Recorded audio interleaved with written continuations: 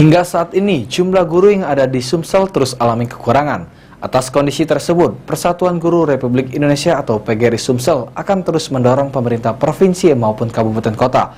Guru terus dilakukan penambahan baik itu ASN maupun P3K.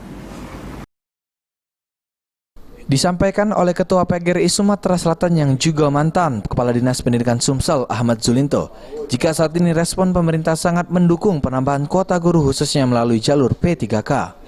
Zulinto sendiri menegaskan dalam proses seleksi P3K guru diharapkan berjalan dengan lancar dan tanpa ada hal-hal yang negatif. Sejauh ini untuk proses perekrutan P3K guru sendiri menurut Zulinto tergantung daerah masing-masing. Namun khusus kota Palembang jumlahnya diajukan mencapai 3.500 orang.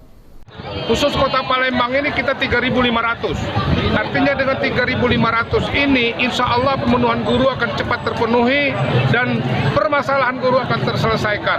Hanya bagaimana kita memberikan pemahaman bahwa guru itu memiliki tanggung jawab moral yang sangat luar biasa.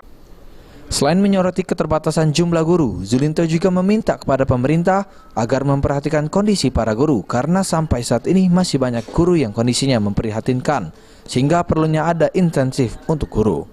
Firman Hidayat, PAL TV.